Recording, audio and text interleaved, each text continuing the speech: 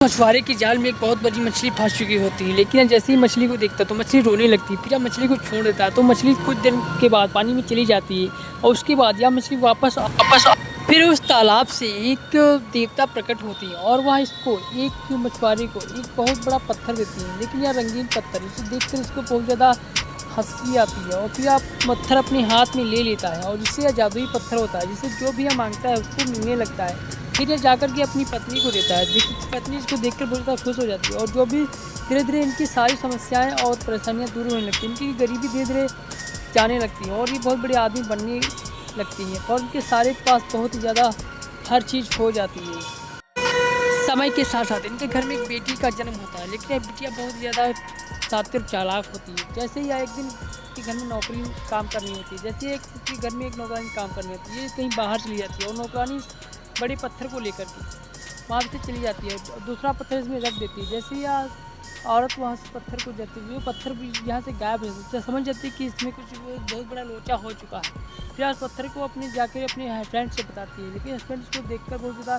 दुखी हो जाता है। इनके घर में एक पालतू कुत्ता था जो भी बहुत ही बड़ा शातिर चालाक था, लेकिन वह फिर उसको भोजने में देखने कहीं पे कुछ ले तो नहीं गया, लेकिन वह कहता मैंने नहीं लिया। ये सारे चूहों को लगा देता है उसको खजाने की खोज करने के लिए। फिर वह उस चोरनी के घर जाता है और देखता है कि उसके बैग में एक पत्थर मिल जाता है जो कि वही पत्थर होता है। फिर यह नदी को पार करती है, वहाँ से अपने मालिक को पत्थर उठाने के लिए वापस आ रहे होते हैं, लेकिन वह पत्थर नदी के बीच में गिर जाता है। लेकिन उसको भी मछली पा जाती है, मछली पा करके समुद्र के किनारे आ जाती है। तभी उस बिल्ली उस मछली को पकड़ लेती है और बिल्ली के मुँह से पकड़ के उस आदमी को पत्थर दे देती है। फिर यह पत्थर आदमी पाकर बहुत ज़्यादा धनी होता है और